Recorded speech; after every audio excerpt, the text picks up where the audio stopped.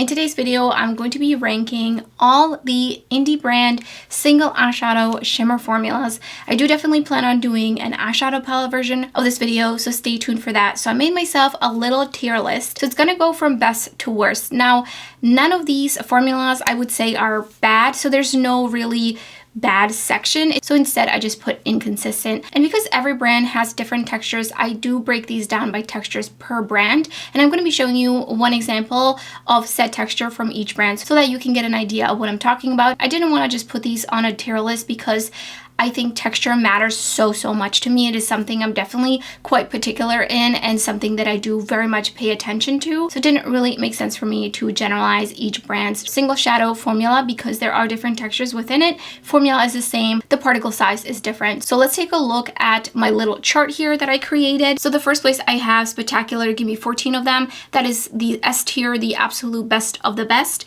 Below that I have all the sparkle and shine. So not quite like the best, but still really beautiful. I really do enjoy it. And then below that I have Can Appreciate. There's definitely finishes and textures that I can appreciate but are not my favorite, and it doesn't make them bad just because they're not my preference. And then below that I have Pretty But. Means basically I have something to caveat that with, and usually it's going to be that they're a little bit harder to use, maybe because they're textured, maybe they stain a little bit or something like that. And below that is Inconsistent, which I have a feeling not a lot of shadows are going to go underneath that, but I didn't want to put it in here. I think Inconsistent is as low as it can get. I'm going to be starting out in no particular order. I'm just going to start talking about Beaute Bar. I just made like a little list on my notes app, so I'm going to get through that. So their single shadows are handmade, and I would say that they have two different categories of their handmade single shadows, and that is the flaky handmade and then the smooth handmade. And also I just want to preface all of this, my preference is smoother shadows, but on the other hand, some very smooth shadows can also mean that they're more satin finish. And if you've been on my channel, I'm not the biggest fan of satin eyeshadows. That being said, I definitely can appreciate. It really depends on the formula and what brand does it, because there's definitely some really beautiful satins out there, but there's also some very lackluster satins out there in my opinion. So the flaky texture from Beaute Bar, I'm gonna put under Pretty But. They're beautiful, I will still use them, but they're a little bit harder to use. And then the smooth shades, I'm gonna put under All the Sparkle and Shine. So I'm not gonna put them at the very top. They're not my absolute favorite, but they're still really beautiful and they're easy to use. They do have a drier texture as the flakies as well, which I do really appreciate because of my hooded oily lid, so they do not tend to crease on me just like ShineBySD for example, which I will get to, but they're just not quite top tier. So next, moving on to Devinah Cosmetics. So I would say they have two textures. They have their standard sparkly, smooth, beautiful, very particular texture to Devinah. I think that if you put single eyeshadows in front of me and I was able to only touch them, I feel like I would know a Devinah shadow. They do have the Moonscapes collection that launched a couple years ago. That was a flakier texture, so that is why I'm including those, though majority of their shadows are not a flaky texture.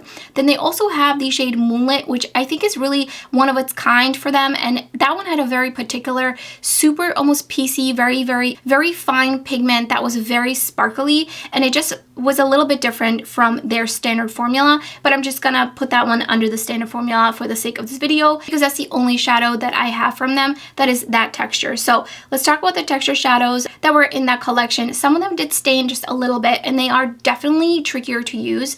They are on the drier side, which is nice. However, like I said, I think the particle size of those is just harder to use. And also, from what I remember, a couple of them felt a little bit gritty, just like ever so slightly. So again, I'm gonna put these under Pretty But. They're harder to use because they are the flaky texture for me personally. And the regular or standard shimmer formula, I'm gonna put under All the Sparkle and Shine because they are definitely super beautiful. I think they're really easy to use, and if you have hooded oily lids, I think they're a really great option. So that is why they're going under that tier.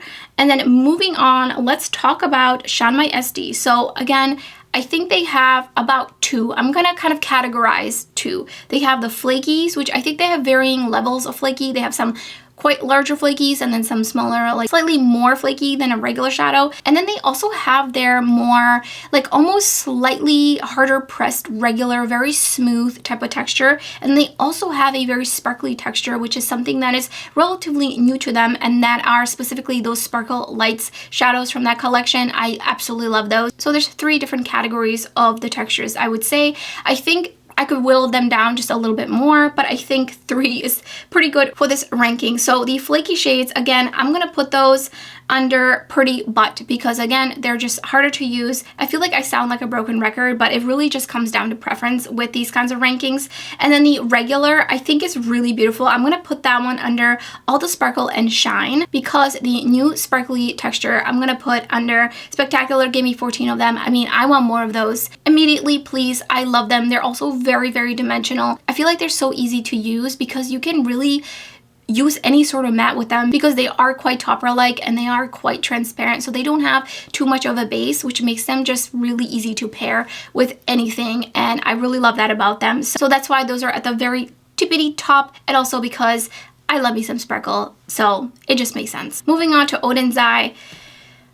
Okay, I have them in two separate sections. So I have the flakies. They have some slightly flakier formula, which those tend to be a little bit on the squishy side. And then they have these smoother ones, which are just, they feel a little bit thicker to the touch. They're not really squishy in the pan, but they have like a little bit more of an emollient feeling to them without being like overly emollient, if that makes sense. I don't have too many creasing issues with those, but they do still crease on me, but it's not in a way where it's like immediately creasing. It's like in a couple hours. I don't mind tapping them out. So I feel like there technically should be like a third category, which would be just like flat out squishy, because there are some that are literally like putty in an eyeshadow pan. And I have at this point swatched all of their single shadows. I did receive them all in PR, and I did do dedicated videos on them with comparison swatches. And the most recent batch of them, I think there was maybe like 5 that were like really squishy, and then some that were a little bit more emollient, and then some that were more of that smooth, not quite squishy formula. So I'm kind of having a hard time, an internal battle right now on camera, because I don't really know if I want to even separate them. I think I just want to put them under inconsistent because they're very inconsistent, and for me the inconsistency is not quite balanced out with just how beautiful they are, because they're definitely beautiful. They have some really unique shadows. I mean, Leon, Matthew, I think Oden is another one, and they're so beautiful, and I really do like the ones that are not the super squishy shades. So I'm not saying by any means that they're bad, but I just think they're really inconsistent, and I think that is such a shame. And there are definitely some shimmer shadows they've had in eyeshadow palettes, like the Stone and Gem palette, where they are so metallic, smooth, easy to pick up on a brush, easy to put down, just beautiful. And I would love to see some single shadows in those formulas. I forget the exact shade name in that Stone and Gem palette, but it was like, I think it was like a blue brown. It was so beautiful, and I haven't seen anything like that from them since that palette. And then they also kind of recently had that one beigey shade. I think it was the Eternal Twilight palette, or the one with the 2 sides, and there was a really beautiful, more topper-like shadow that was quite dry but piecey and very topper-like, and I really enjoyed that one. So I would really love to see if they do launch new single shadows in the future, for them to maybe step out of whatever the formula they're doing right now, because I think it's very inconsistent, and I think it deters people from picking them up, which makes sense, because if I didn't get PR and I had to pick which shades I would want to buy, I would also be very hesitant on which ones I would want to spend my money on. And that is why I always want to talk about the different textures and if they feel like putty or anything like that in my videos, because I want to make sure that you make an informed decision on if you want to pick any of them up, and if you do, which shades, depending on your concern if you have hooded oily lids. So they're going on inconsistent, and that's my Oden's Eye single eyeshadow tangent apparently. Next, let's talk about Clionadh. So they have a couple of different kind of formulas within their stained glass collection. However, I think texture wise, they really have 2, I mean, you could say 3, but I would really say 2 for this video. And one is the more textured glitter formula, which also is pretty much what majority of the dimensionals and dimensional lights have. And then there's super smooth, very shiny formula. So I think the slightly textured formula, while I love it, if you want sparkle, I mean, it's gonna give you sparkle. It's going to give you the wet eyelid kind of look. I think I just slightly prefer the smoother ones. So I feel like it would depend on the day that you ask me, so I think these will kind of switch in between, but I think I would put the more glitter, more slightly textured shadows under All the Sparkle and Shine, because they truly are all the sparkle and shine. But sometimes they might teeter into Spectacular, give me 14 of them. But I do think they have more of the smoother formula than the glitter formula, though they do have quite a bit of shades under the glitter formula. So I would put the smooth formula under Spectacular, give me 14 of them. Just really easy to use, pick up with a brush, put down with your finger, whichever you prefer. prefer. And I think both of these textures within the Clionadh Cosmetics formula are extremely consistent. So if you get a smooth shadow from one, you know, type, let's say the iridescent multichromes, and then you get one from the Earth Vibrant or from the Electric, they're all so consistently beautiful. Moving on to Ensley Reign single eyeshadows. I think as of most recently, they have changed either the formula or just the texture. So I'm going to divide these between the two. One of them is the Silky Metallics. So these are the shades that launched with the Lens of Enchantment palette. So beautiful, just very smooth, very easy to use, and they really pack a punch. They're just so stunning. When I first swatched those, I was like, I haven't swatched anything like this. Like, is a unique formula. I haven't swatched anything that feels remotely close to those. They're so beautiful, and I love those so much. I would love to see more like that. So that texture is definitely going under Spectacular. Give me 14 of them. Just again, super easy to use, super impactful, and they just feel luxurious. And then the other one is a more recent one, which are still beautiful, very metallic. Some of them are a little bit more sparkly, and some of them are also a little bit more textured. They do feel more like the shadows that are in their palettes. So some of them are a little bit more emollient, and some of them are even squishy. And I'm not the biggest fan of that. So I'm going to categorize that one under pretty but sometimes squishy. But I didn't want to put them under inconsistent because I don't think they're to that level like Oden's are, and they don't have that many single eyeshadows with that specific formulation. So I'm hoping in the future to see more of these Silky Metallic basically at the end of the day. Let's talk about Touch of Glam Beauty. I also think that they have a flaky and a smooth formula, and I'm gonna put the flaky formula under pretty but flaky, which means a little bit harder to use. Some of their flakier shadows are also like, they're not like emollient, but they have just a little bit more of a slick feeling to them, and those kinds of shadows do tend to crease on me, but not all the time and not all of them, but some of them are just a little bit like between being a little bit flaky and also maybe potentially creasing on me a little bit faster than I would like them to. That's why I'm putting them under that tier. And then their smooth formula, specifically the Unnamed collection, so metallic, so beautiful. Another one of those formulas that when I first touched them, I was so impressed. They look so beautiful on the lid, and those are definitely going to go under Spectacular. Give me 14 of them because they are so beautiful, and also those tend to be very consistent in the level of shine that they give you, and plus being easy to use. And I think that they're a standout formula for Touch of Glam Beauty for sure. So Terra Moons, I would say, has 3 different textures. They have the flaky larger particle texture, and within that they also have like different levels of flaky, but I'm just gonna categorize all of those under the flaky. And then they also have a satin smooth formula, which those are, just as the name suggests, they're a little bit less shiny, but they're super smooth, really beautiful, especially if you use those underneath some more topper-like shadows. And then they also have these sparkly smooth. I feel like they have another one, really metallic and very smooth formula, but then they also have a more almost like sparkly but still very shiny and smooth, kind of like Haley's Comet is the one that comes to mind specifically, but I'm just going to categorize these under sparkly and smooth.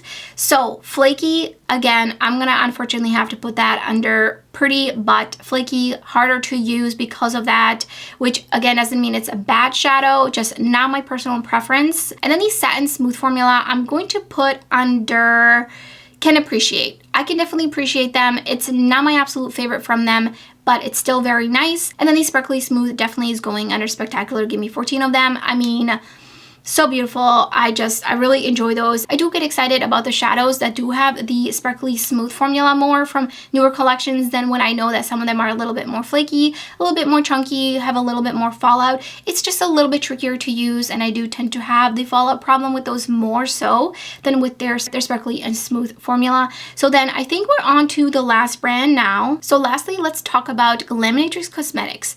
I'm going to say they have 2 different textures. I have pretty much almost all of their single eyeshadows, which is kind of wild to think about. So I have all of their Glimmering Creatures bundles, especially, which those are basically, I would say, kind of the bread and butter of their single eyeshadow formula in terms of like how you can tell. They do have a slightly flaky formula, but it's not very common at all. I only have, I think, 1 shadow that I purchased that is like that. So I'm only going to be talking about 2 textures. So one is the regular formula, which is the majority of the Glimmering Creatures formula is this kind of standard, beautiful, smooth, easy to use, opaque shimmer formula. And then they have the extra sparkly formula, which I would say shades like Skink, Confetti, and Fireworks are more like that formula. So that's how I decided to break up their formula. So the regular shimmer shadows, I'm going to put under all the sparkle and shine because they're very beautiful. Like I said, easy to use, and I do really enjoy them. I think it's a really nice shimmer formula to have, and I think it's really like kind of their shimmer formula. And then the extra sparkly finish, I'm going to put under Spectacular. Give me 14 of them. So beautiful. Again, absolutely love. If I was to say what they remind me the most of, I would say the more sparkly recent formula, the Sparkle Lights from ShineBySD. Definitely kind of in essence very similar because they're very topper-like. Some of them have a little bit more base than others, but they're really just dimensional, sparkly, wet looking shadows on the lid. Just so beautiful. So that's why, I mean, I need 14 of them. I need 20 of them. So beautiful. I really hope to see more shadows like this in general from brands in 2025. And that's my tier list, my ranking of the different shimmer shadow formulas and single eyeshadows from a bunch of different brands. And stay tuned because I will definitely be doing an eyeshadow palette version of this with only indie brands. Let me know if you would like to see a more mainstream version as well from palettes, not singles. Though I could do singles actually. Maybe I'll do singles one day too. Probably not in December though, because there's gonna be a lot of single eyeshadow content coming up this month and in January, so definitely stay tuned. And if you love shiny, sparkly eyeshadow content, then definitely check out some of my other videos, which I will put up on the screen so you can keep watching. And if not, then I really hope to see you next time.